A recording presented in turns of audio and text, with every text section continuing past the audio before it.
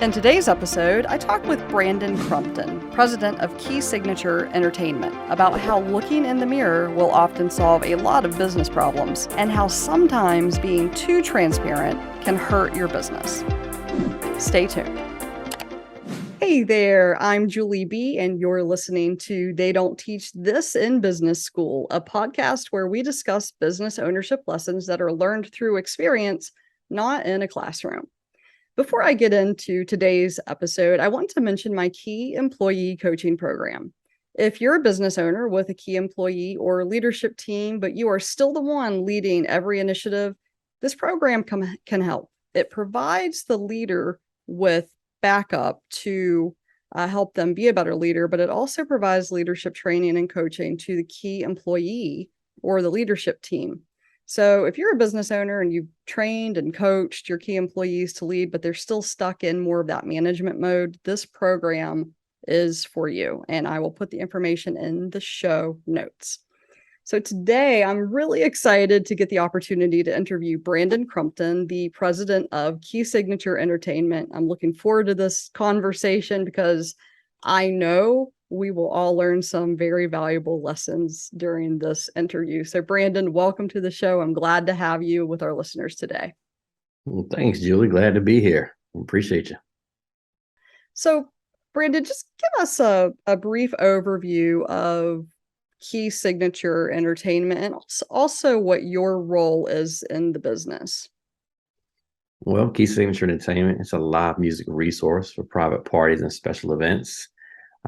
We do everything from as small as, solo guitars for some of our clients, all the way up to big production, large concerts. My role is to kind of oversee it all. Captain of the ship, I guess, if you would say. That's often what comes along with president and owner, those roles for sure.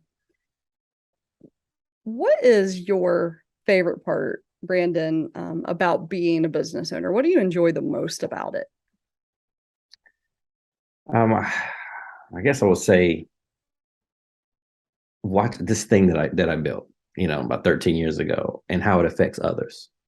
When I see it have a positive effect on other people's lives, and that's not just like internally in terms of employees, but like even the musicians we work with, and even the clients. When I see what something that we created makes their life easier, or watching a musician that I remember when they sent us their promo and we checked it out. We said, that's pretty good. I think our clients will like that.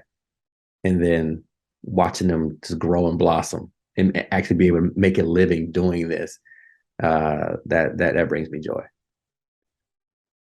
And how do you foster that type of environment? Because that's a hard environment, I think, to really a culture, I would say, to really embody and get your people to embody that as well and keep that kind of as the vision. How do you make sure that you do that, have that positive impact? It starts from the top down. Your business is a reflection of who you are. So if there's something about your business that you're not happy with, first thing you need to go do is go find a mirror.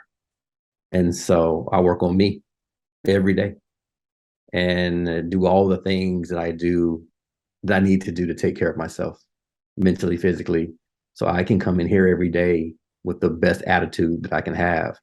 And it's contagious. And so the people in my office say, hey, you know what? He's got a lot on his, mind, a lot on his shoulders, but he can still come in here and get it done and be positive about it. And so can we. So yeah, it starts with me. It's so important, I think, to set the example for the vision and the mission of the business, but also, especially in small businesses, when, it's you and a couple of people, a couple of employees, to also set up a culture of the business owner takes care of themselves. And so I think that sets a tone of you employee, also please take care of yourself. What are some of the things you do to take care of yourself, to avoid burnout, basically? Every single day, I wake up, I do yoga. I used to be in the gym a lot, but the older I got, I was doing more damage to my body than good in terms of strength training. So I started doing yoga and I meditate. So I remember my doctor telling me way back when that, you experience the most anxiety for people who do experience anxiety, usually first thing in the morning. And I'm one of those people. And so I take care of that first thing. And so with the yoga and the meditation, kind of centers me and kind of levels me out. So I'm ready for whatever the day throws at me. So by the time I do get to the office and walk through the front door, I'm in good spirits. That way I can be in a good place for my employees and our clients and everybody else we work with. So every single day I do that.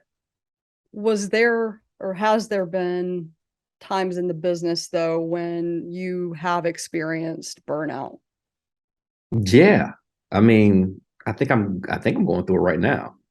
And in all honesty, I mean, I'm one of the businesses that did not shut down for the past 2 years.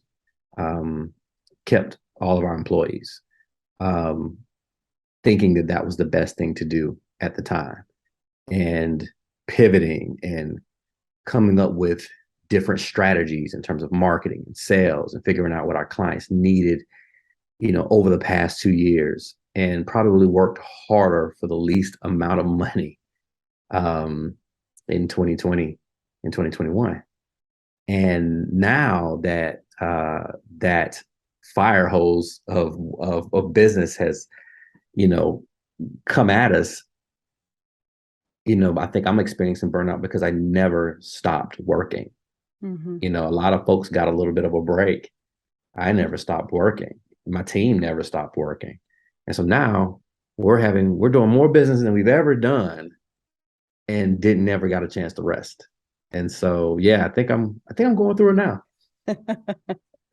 And yeah, I mean, there are times, one thing that I find really interesting with business owners that have been in business for, I would say usually it's at about the 5 year mark. Most of us do have some type of personal care, whether it's yoga, meditation, exercise, reading, whatever it is, that we have stuff that we do to take care of ourselves. But there are times when that isn't enough, and there are additional things you have to start doing in order to deal with the burnout. And I just think it's interesting that I mean, you have the thing, you wake up every morning and you do yoga and meditation, and there are times when even that's not enough. Yeah, I mean, every day is a new day, and every day it's you versus you. It's not you versus anybody else or any external factors. It's you versus you every single day. And sometimes you win and sometimes you lose. Um, but every day you get another shot at it. And that's kind of what I'm doing, with my routine. Yeah, it doesn't work every single time. But for the most part, it keeps me pretty healthy. Hey, this is Julie B, and you're listening to They Don't Teach This in Business School. And I'm here today with Brandon Crumpton, the president of Key Signature Entertainment. Brandon, you just said something that really struck me. Every day is you versus you, and that's an everyday thing. Talk to me about some of the times where you feel like you really won that day. Tell me something about some of those experiences. I think about his, lessons are repeated, right? In your life, in business, in your personal life, things will keep happening to you until you learn from them. And I recognize my wins when I respond to something differently than I would have 5 or 10 years ago. I recognize the growth in myself and I go, okay, you know what? I finally learned that lesson. And I'm better off for it because I know how I would have responded. Um, but I'm better at dealing with it now. I mean, I tell my employees, life doesn't get easier. You just get better at handling it, or at least some of us do. So yeah, I don't think anything in terms of what life throws at you changes. It's just how you respond to it. That's such an interesting, that kind of gave me goosebumps because what I tell business owners, especially newer business owners, there's this thinking, this frame of mind that happens that when I get to X, things will be easier, or when I get to Y, things will be easy. Yeah, you and I can laugh because we've been doing this a Yeah, while. yeah. No, you just get better at handling. You've seen that before. Mhm. And if you've learned from it, then you handle it better the next time and the next time. But if you don't learn from it, then actually it does seem like it kind of gets harder. Yeah, and what I find is that I have a greater capacity to handle bigger challenges. Let's just call them that. If something that happens today, if it had happened 10 years ago, I probably would have ran the other way and gotten a corporate job and would have been done with it. And so that's the interesting thing. That's the double-edged sword, is that I think the challenges get harder, but your capacity to handle it, you can do it, that Hmm. also grows as you grow as a business owner. Yeah. At least ideally, you would hope that that's what happens. Yeah, I think it has to happen, because I think if it doesn't happen, yeah, it would be hard to be a business owner that doesn't have that expanding capacity. I think that would be really hard to maintain, probably just in general for people, but I definitely mean, as business owners. there are folks walking around Yeah. wondering why things happen in the way they are, Hmm. not recognizing that, it's not the thing, it's you. Hmm. And sometimes people gotta self-reflect and just figure out what's the lesson in that. Everything doesn't necessarily have to be negative or bad. Just find the lesson in that, learn from it, and move on. Yeah, I was it was really interesting. I was responding to a written interview request the other day, and there was a question it was really digging into talking about failures. And I finally got to the point where I just said, if you learn a lesson from it and you're better for it, was it really a failure? Yeah.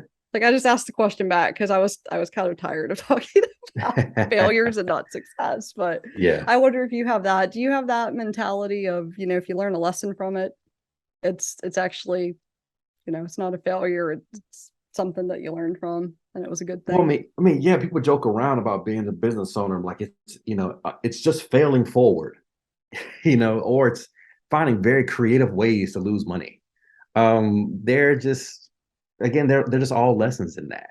I know we joke around, and a lot of people say things like that, but on the surface, it is true. None of us come out and none of us start this thing with a 100% map on exactly how to get it right. You win some, you lose some, you make some mistakes, and some things you just absolutely get right, and you just recognize when you could have done better, and then be better. That's it. You're listening to They Don't Teach This in Business School, and I'm the host, Julie B. I'm here today with Brandon Crumpton, the president of Key Signature Entertainment. And Brandon, you were just talking about how be better, for business owners, and it's so true that sometimes you just have to realize the problem is you, and that is a hard realization sometimes. Do you have any examples that you would be willing to share in your own business where you realize that, and how you move forward from it?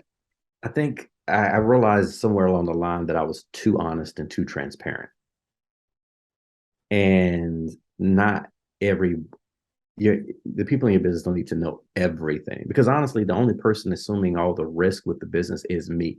Mhm. So honestly, by sharing some things, it kind of freaks them out.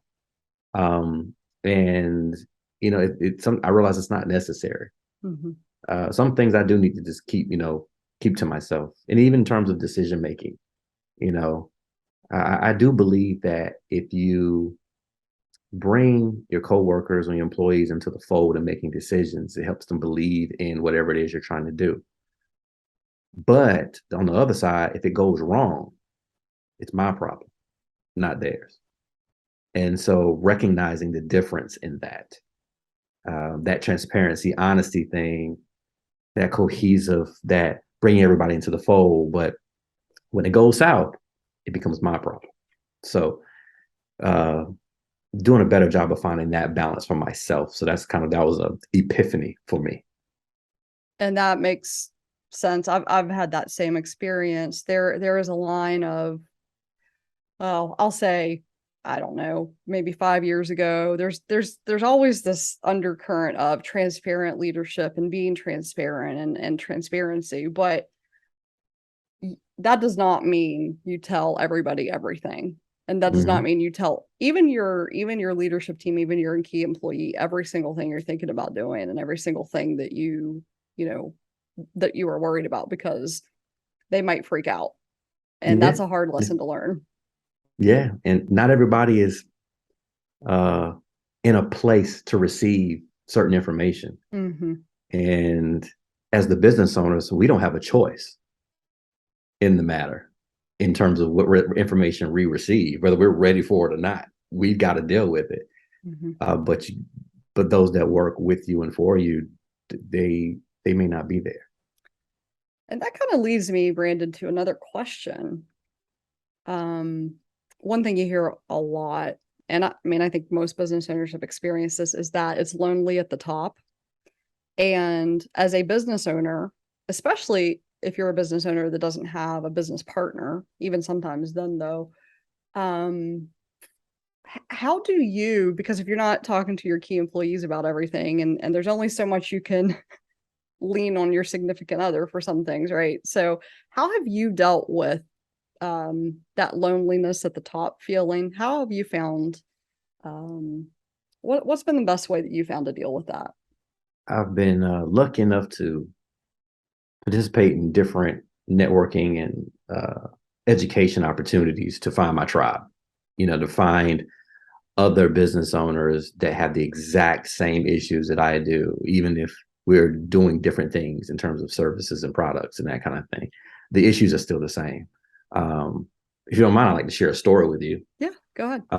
So back in 2018, I did this program called the Emerging Leaders Program with CPCC and the SBA, and finished the program about 7 months and graduated from it.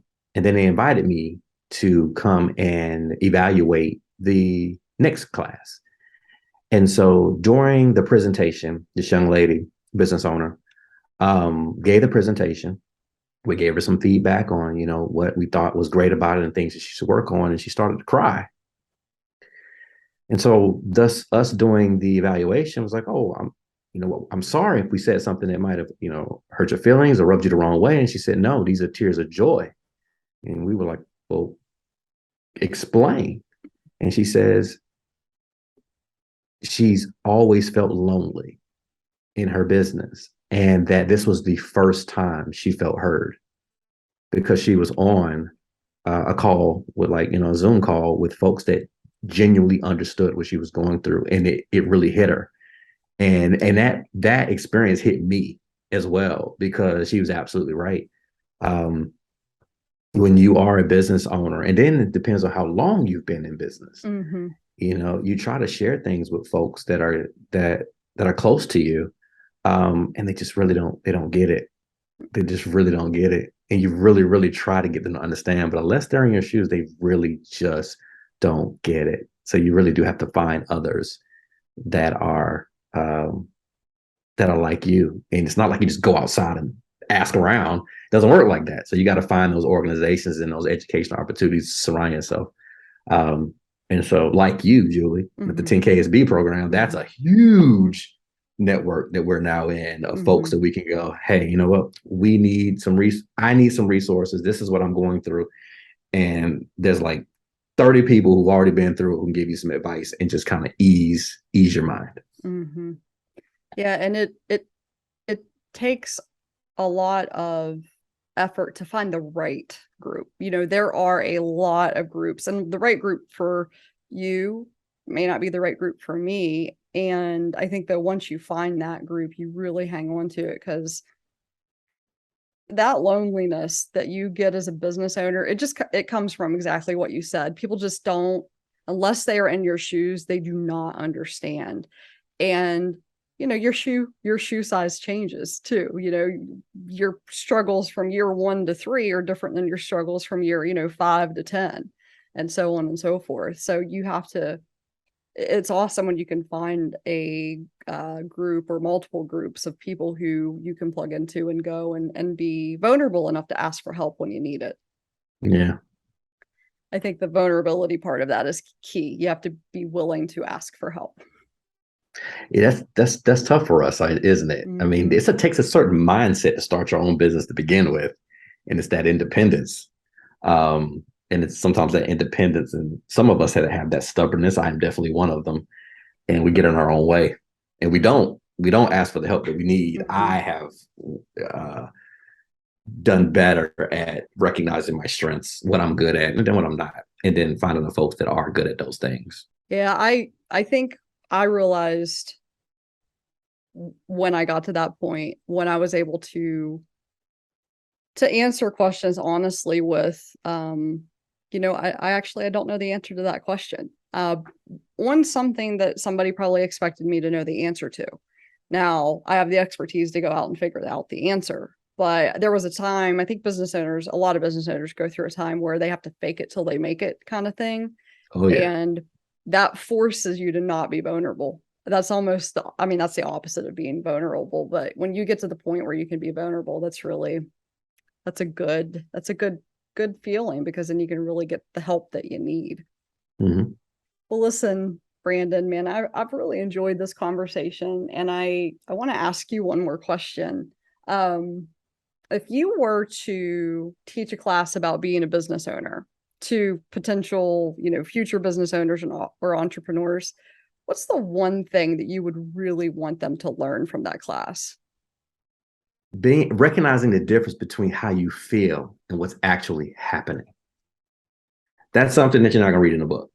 That's going to come from experience. But a lot of times we can get so caught up in how we feel about a certain situation that we don't strip down the drama that may be associated with it and look at what's actually happening. And sometimes it's not as bad as you think it is. And we tell ourselves stories to either reinforce what we feel, or talk ourselves out of something. So yeah, that's what I would want somebody in a class that I was teaching to come away with, that skill, being able to differentiate between their vision and reality, and then figuring out how far that gap is.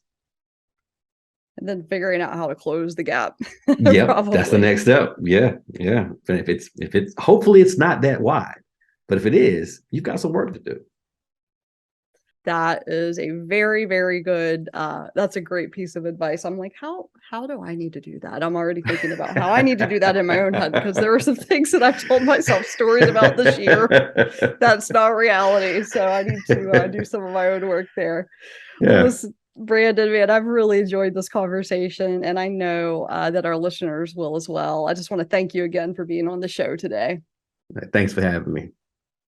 And that's it for this episode, but stay tuned, because I'll be back soon with more lessons learned on the business owner's journey. I'm Julie B., and they don't teach this in business school.